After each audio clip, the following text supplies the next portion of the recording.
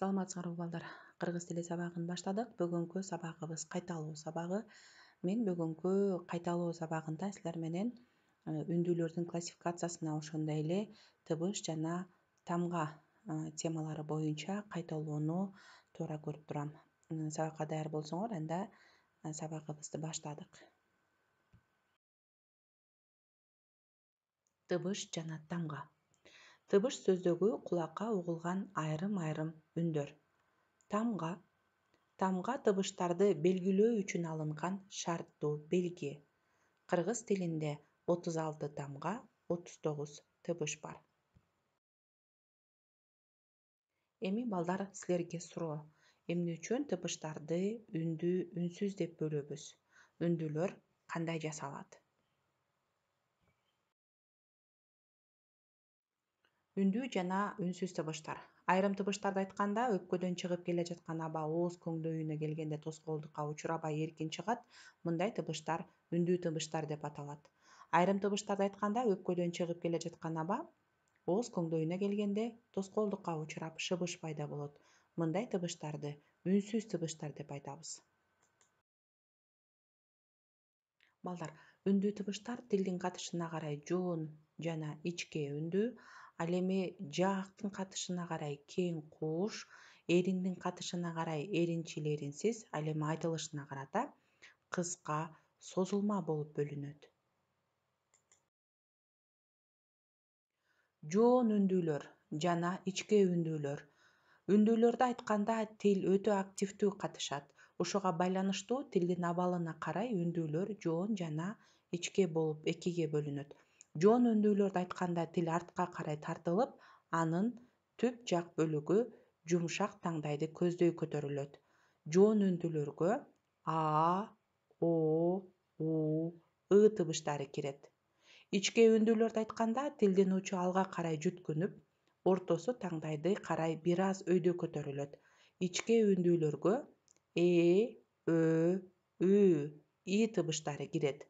Үндүүлөр жоон жана ичкелигине карай үндөшүп окшошот.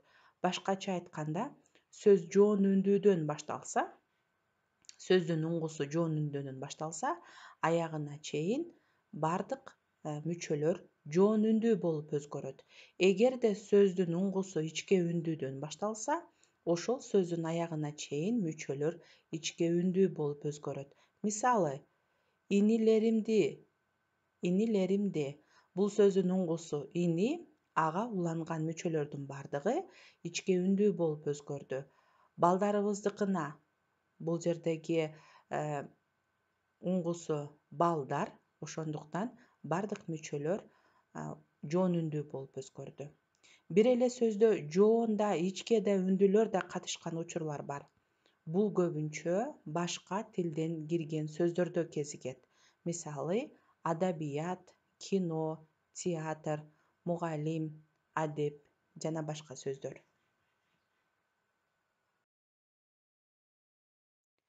Эриндүү жана эринсиз үндүүлөр.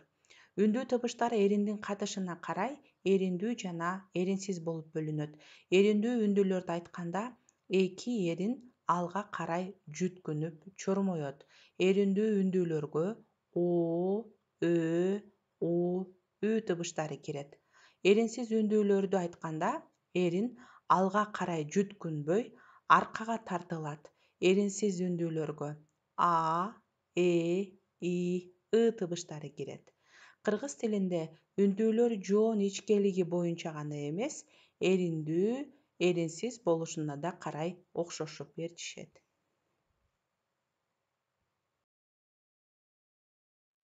Кең жана кууш үндүүлөр. Үндүүлөрдү жасоодо башка сүйлөө органдары сыяктуу эле жаак да катышат. Анын катышына карай үндүүлөр кең жана кууш деп бөлүнөт. Кең үндүүлөрдү айтканда тил таңдайга карай бир аз көтөрүлүп, жаак кең ачылат. Ага а, о, ö тыбыштары кирет. Кууш үндүүлөрдү айтканда тил таңдайга карай бийигирээк көтөрүлүп, жаак анчалык ачылбайт. Кууш үндүүлөргө у, ү, и, ы тыбыштары кирет.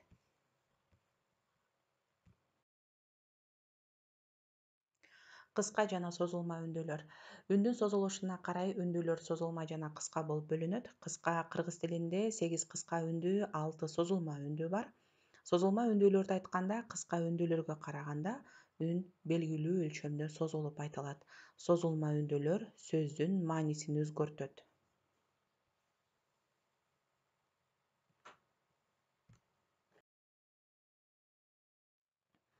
Өтүлгөн теманы көнүгүштүү аркылуу бышыктайбыз. Төмөнкү тексттен жалаң кең үндүү катышкан сөздөрдү көчүрүп жазгыла. Эсиңерге сала кетсем, кең үндүүлөргө а, о, э, ö тыбыштары кирет. Жалаң эриндүү үндүүлөр катышкан сөздөрдүн алдын сызып белгилегиле. Макалдардын маанисин түшүндүргүлө. Адамдын өзү картайса да сөзү картайбайт.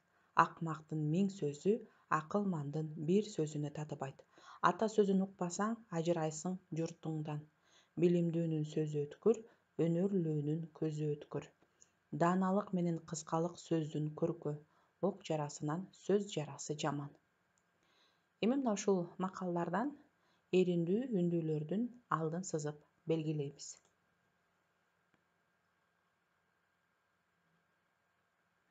Биз силер менен эриндүү үндүүлөрдүн алдын сызып белгиледик. Эми мына ушул макалдарды дептериңерге көчүрүп жазгыла.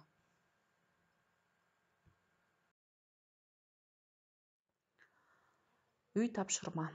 Ырдагы жоон үндүү катышкан сөздөрдү өзүнчө, ичке үндүү катышкан сөздөрдү өзүнчө көчүрүп жазгыла. Ыр сабында кандай маани берилген? Мына ошентип бүгүнкү сабагыбыз соңуна чыкты. Кийинки сабакка чейин сак саламатта калгыла.